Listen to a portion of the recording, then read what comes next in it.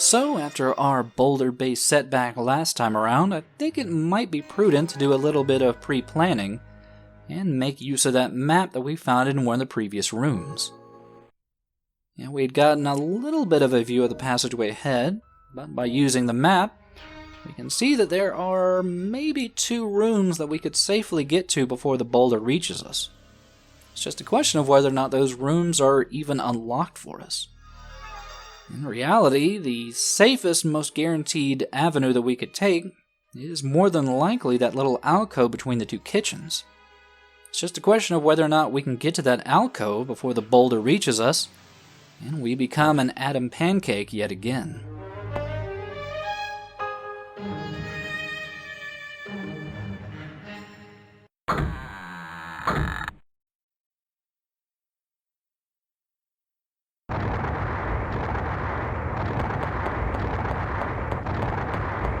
Amazingly though, for all of our rushing about, it appears the boulder is taking a much more leisurely pace down the hallway, to the point where we can pretty easily follow it to its final destination.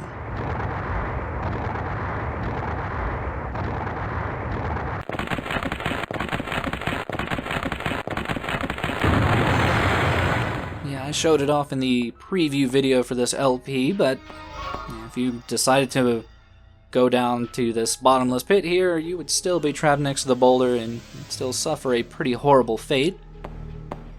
But we don't have to worry about that now. Instead, we have an entire brand new passageway to start exploring, and no better place to start than the first door here, which I think leads to a bathroom.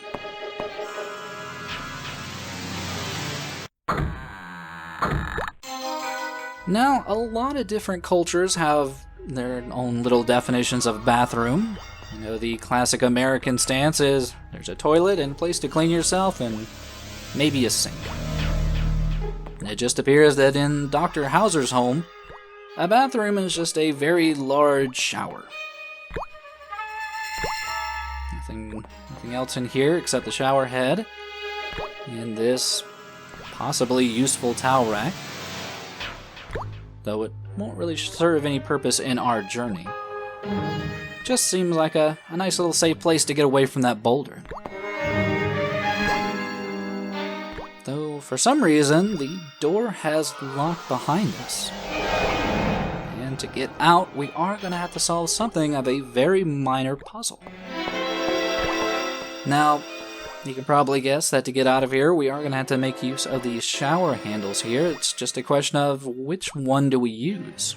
It's kind of a 50-50 chance about success here, so let's try the left one.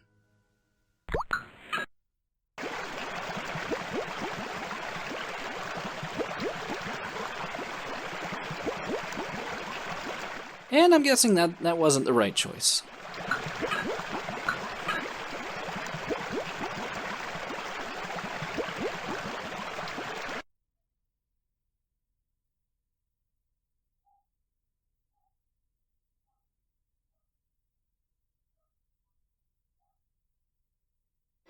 The bathroom here is in actuality a horrible death trap from Dr. Hauzer.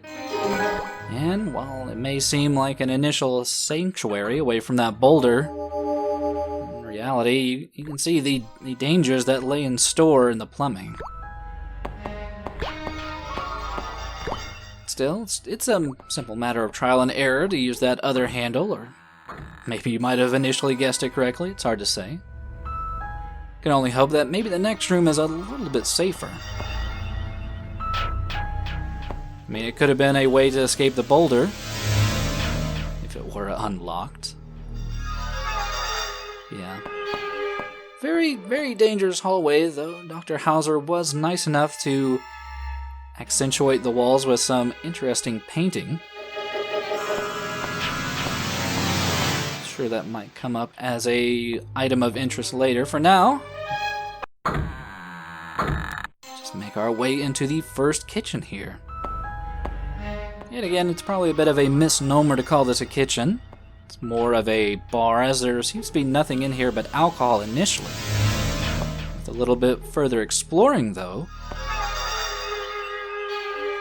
we can find a vast assortment of useful to not really useful items.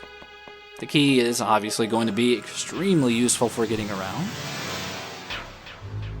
The knife here, a little bit less so. It's very much an optional item. It's not going to be used for combat, and there's not going to be any combat in this game. And our third and final item, amongst what appears to be some maple syrup here on the ground, is going to be our first, what I'm going to call, red herring item. Yeah, adventure games, at least sometimes, are very prone to give you items that have absolutely no purpose and just kind of confuse you. This game is really not any different. The only real difference here is the game is pretty straightforward in telling you whenever an item has absolutely no purpose. You can just pick it up and, keep Adam's pants pockets occupied.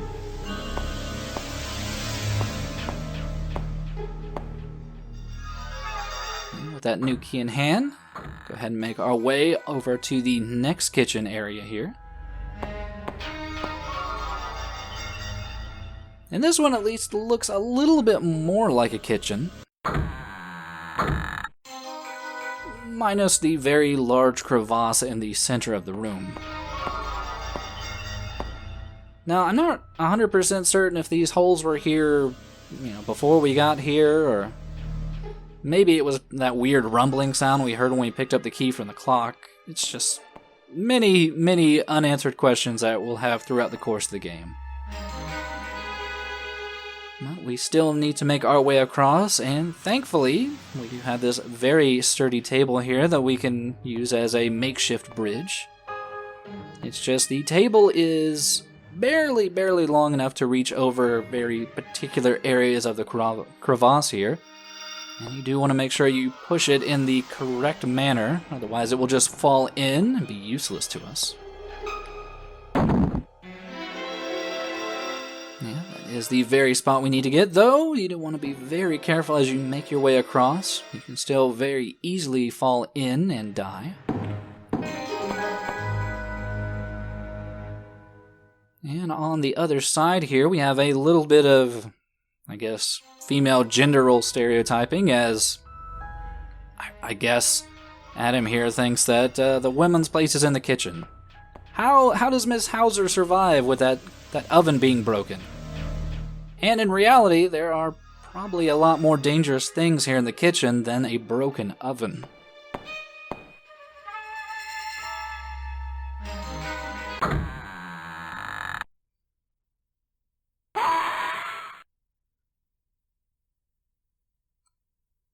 Yeah, rather unexpectedly, we get introduced to another hazard of the Hauzer household.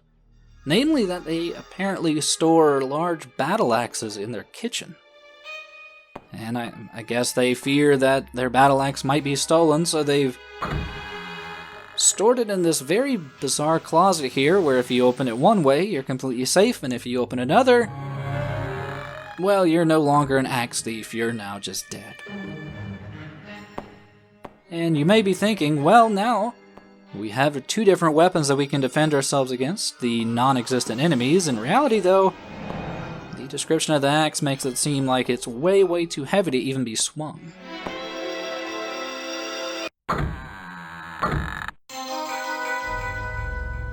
Still, we are making good headway. We have only died three times so far. The far end here was that boulder block door, though it seems that the boulder managed to completely mangle this side of the door, so we can't even use it. It does introduce us to another mystery of Doctor Hauzer, namely, where the hell did that boulder come from? I can understand if maybe it dropped down through the ceiling somehow, but yeah, it just seemed to get in this hallway out of nowhere. Just another of the many mysteries of Doctor Hauzer. But on to the next room. And here we have the very lavish banquet hall, where I assume Dr. Hauzer and his wife would eat, silently staring at each other over a very long table. there are a few items we can get in here, such as this candlestick.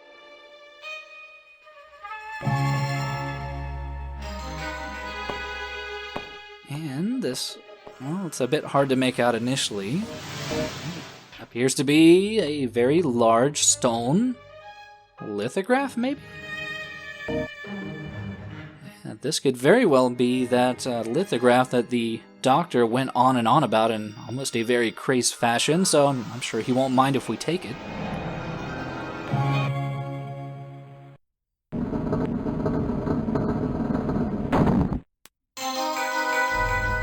Sadly, though, it does seem that Dr. Hauzer would mind if someone took his lithograph, to the point where he managed to set up a very, very large bottomless pit in his dining room. I don't know yet again if this is just indicative of how he felt about company. Maybe he did set up very lavish dinner parties and made it so he'd go, "Hey guys, look at my sweet stone lithograph," and half of his dinner guests would fall to their deaths. We don't have to worry about falling to our deaths, though. Usually, jumping puzzles are not really that great in adventure games. It's just this time around, we managed to get around the dangers of jumping in adventure games using our bird's eye view. Yeah, I'm sure those of you who played the first Alone in the Dark and had to deal with his jumping puzzles probably would have really enjoyed this feature.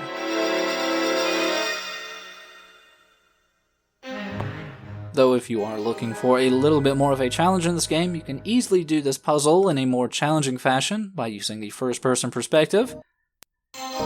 It's just, well, I'm not really looking for that.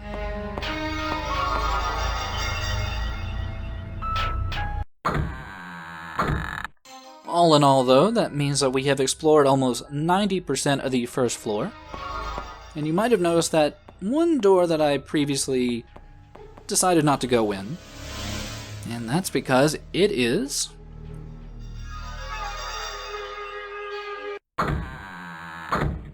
a staircase leading us up to this second floor, which Adam amusingly Tokyo drifts his way around.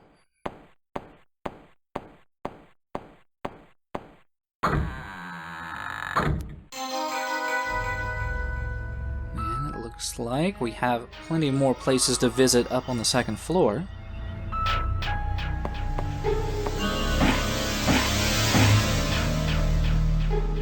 It's just that wacky Dr. Hauzer continues to make sure that we have to go very, very specific ways.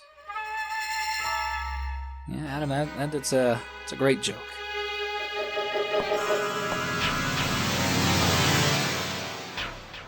In the end, though, levity kind of takes a vacation here as we get this mysterious workers memo.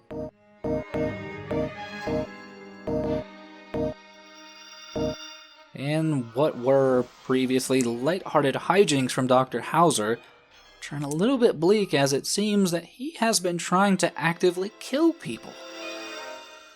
This would come to a surprise to absolutely no one at this point, considering the massive amounts of death traps that populate his house. It's just, I don't know, Adam might be stupid. Well, we have up to 3 doors now to explore. I'll probably start with this left one first. And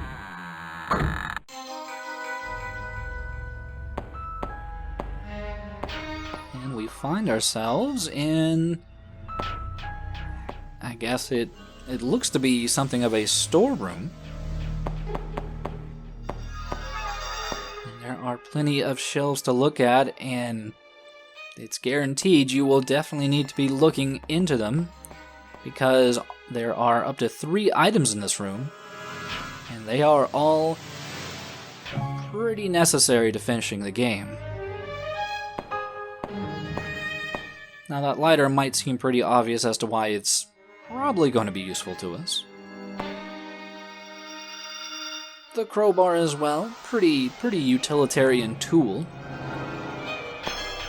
The final item, though, I mean, it could be useful to some people.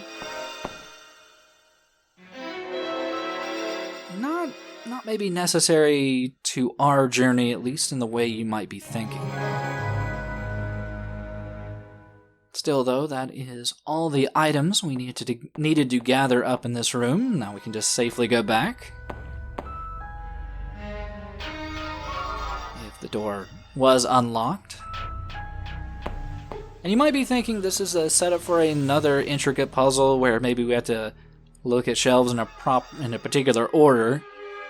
You'd be wrong.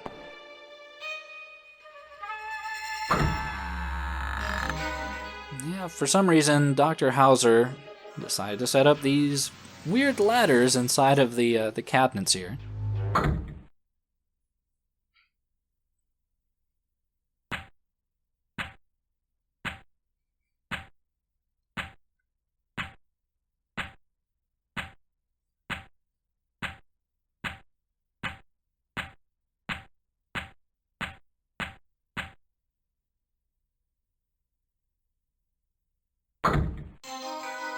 Which leads us back down to the first floor and that one remaining room that we still needed to look into, which, if you recall the map, said that this was the study. There's plenty of reading materials to indulge us in. Namely, the first thing we even have our attention drawn to is what appears to be a stack of papers in the center of the room here. It's just that along with Adam being stupid, he's also particularly lazy, and he won't even reach slightly inwards to get the papers on the desk. Sure, we'll solve that puzzle soon enough. It's just there are plenty of other reading materials for us to more easily gather. Now, after the first relatively, bad painting of the Doctor in the first diary, we get a little bit more of a human look at the Doctor here, where he realizes he probably treats his wife pretty poorly, and that, she still stood by him even though he was a huge dick. And he might just be able to do something about her death. Maybe. We'll see. And if it wasn't for that piece of paper we found a few minutes before, where Dr. Hauzer was actively trying to murder people, it might even paint Dr. Hauzer as something of a sympathetic character, but, that moment's kind of past. Otherwise, though, amongst all these books here, most of them Adam won't even attempt to read. He'll just say they're way too complicated for him. There is one book, though, that he has no problems reading. And there's a very good reason why he has no troubles reading this particular leather-bound book. And that's because there's no words in it. Hooray! It's actually just housing a key for us. Further feeding into my theory that, indeed, Adam is probably not a top-notch reporter.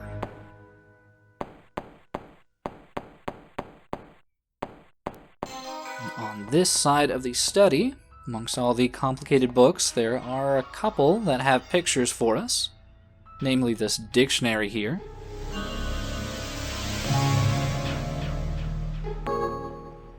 And in this dictionary, there is some very specific, useful information to our story. Namely, the idea of a cherub here, which is amazingly kind of close to, actual theological ideas behind a cherub and how it had this weird chimera shape to it with a human head, and it would protect the tree of life for God, and the tree of life would be what God would give people for, immortality after they reached heaven. It's a bit hard to say. I'm no theological major. But it does kind of go back to that whole idea that Dr. Hauzer had about maybe having a way to solve his wife's untimely death. We need to solve another puzzle here fairly quickly.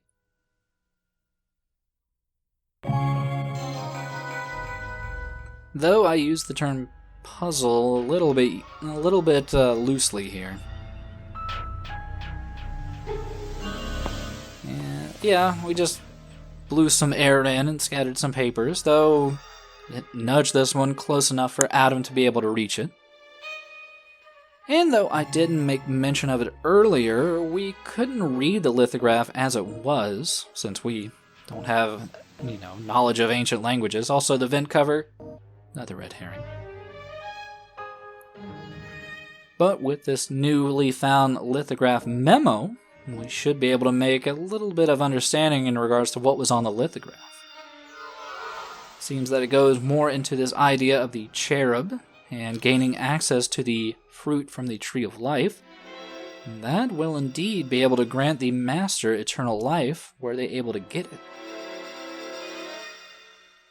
So the puzzle pieces are slowly falling into place. We now maybe have an idea about what Dr. Hauzer was trying to do. It's just still a question of, how did we even get in this room? I know it was a secret passage, but all these bookshelves really look the same. I think it was maybe over this way.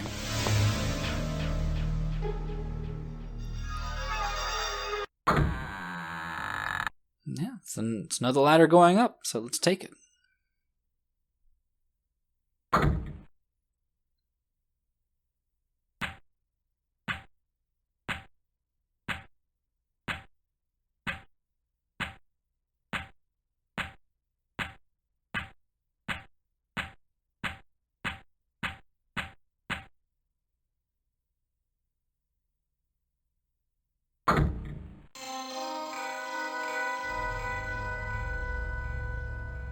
And that's when things suddenly started getting spooky.